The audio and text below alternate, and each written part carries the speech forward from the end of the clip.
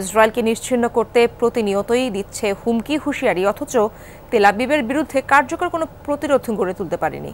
উল্টো ইসরায়েলি হামলায় প্রাণ যাচ্ছে ইরান সমর্থিত সশস্ত্র গোষ্ঠীগুলোর শীর্ষ নেতাদের। হামাস হিজবুল্লাহ প্রধানকে হত্যার পর এখন কোন পথে এগোবে ইরান, তা নিয়েই চলছে আলোচনা। কয়েক দশক ধরে ছায়াযুদ্ধ চলছে ইরান ও ইসরায়েলের মধ্যে। সরাসরি লড়াই না করলে অব্যাহত আছে দেশ দুটির বিভিন্ন তৎপরতা। তেল আবিবের বিরুদ্ধে লড়তে একদিকে হামাস হিজবুল্লাহর মতো সশস্ত্র গোষ্ঠীকে সামরিক ও অর্থনৈতিক সহায়তা দিয়ে আসছে তেহরান, অপরদিকে রয়েছে ইসরায়েলিদের সামরিক ও বিভিন্ন গোয়েন্দা তৎপরতা, যারও কঠোর হয়েছে গত ৭ অক্টোবরের পর। দেশটির টার্গেটে পরিণত হচ্ছে সশস্ত্র গোষ্ঠীগুলোর শীর্ষ নেতারা।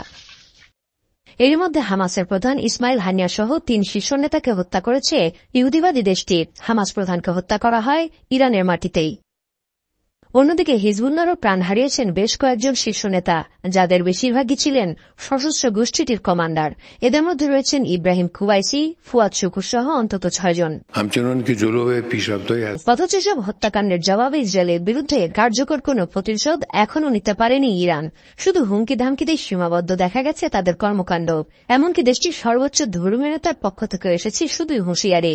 তাই ইসমাইল হানিয়া কিংবা হাসান নাসরাল্লাহর মৃত্যুর পর ইরানের পরবর্তী পদক্ষেপ কি হয় তা নিয়ে উঠেছে প্রশ্ন।